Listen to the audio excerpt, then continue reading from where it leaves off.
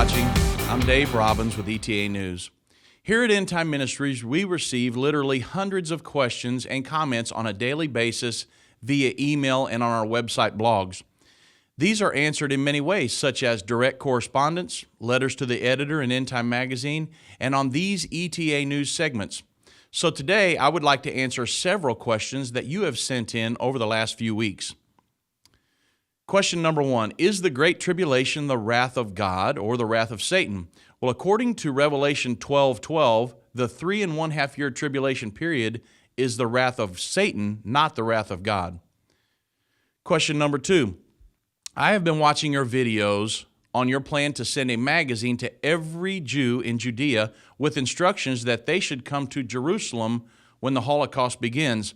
However, doesn't Luke 21, verse 20 through 21, tell the Jews to flee Jerusalem if they are in the city and not enter if they are in the country?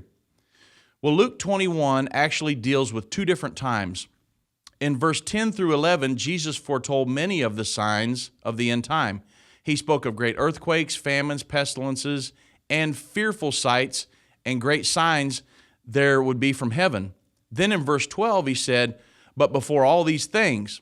So then in verse 12 through 24, he talked about things that would happen before the signs of the end times.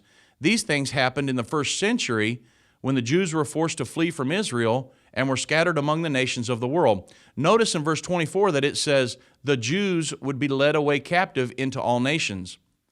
So this happened over the last 2,000 years. In verse 25, Jesus returns to prophesying about the times leading up to his second coming, which is just ahead of us now. In the times just ahead, Jerusalem will be a safe haven for the Jewish people. Zechariah 14:2 tells us that Jerusalem will be under Jewish control until the Battle of Armageddon. Then during Armageddon, half of Jerusalem will be captured by the world government armies of the Antichrist.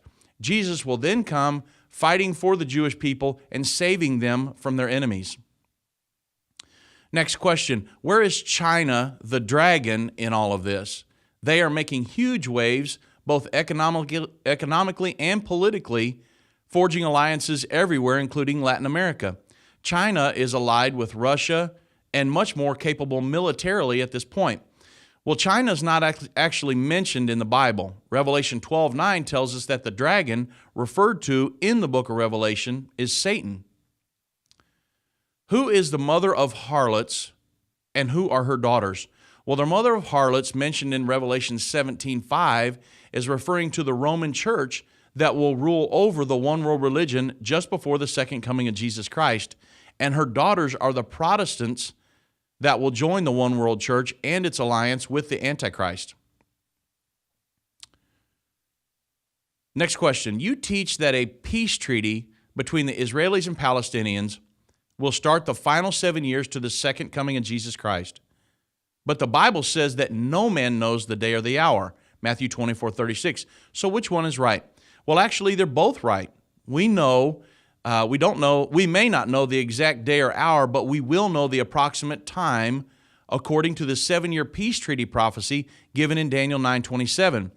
And in 1 Thessalonians 5:2-5, the Apostle Paul said that only those living in darkness would be surprised at the coming of the Lord. For yourselves know perfectly that the day of the Lord so cometh as a thief in the night. For when they shall say peace and safety, then sudden destruction cometh upon them, as travail upon a woman with child, and they shall not escape. But ye, brethren, are not in darkness, that day should overtake you as a thief. Ye are the children of light, and the children of the day. We are not of the night, nor of darkness. Next question, is there room on the Temple Mount for both the Dome of the Rock and the third temple? Actually, yes. In 1975, a physicist, Dr. Asher Kaufman, published a new theory suggesting that the second temple was originally situated approximately 100 meters north of the Dome of the Rock, and that the holiest of holies was directly over the Dome of the Spirits, and this would leave plenty of room to build the third temple on the Temple Mount. Next question. I am from Uganda. In our country, the issuance of a national ID is very serious.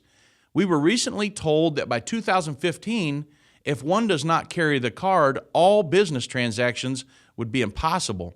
I am afraid that this is the mark of the beast mentioned in Revelation 13:16 through 18.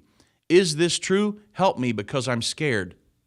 Well, the full implementation of the mark of the beast will occur when the Antichrist will cause every person to have their own unique identification number and then use that number to economically sanction them to comply with his world governing system. A national ID for every person is definitely a precursor to this system. There are two things one should never do to make sure that you do not take the mark of the beast. Number one, never take a mark of identification on or in your body anywhere. Number two, never pledge allegiance to or thereby worshiping any world leader or world government. So these are just a few questions that you have written in over time. We've got hundreds of them, and I just wanted to answer a few of them today on this ETA news segment.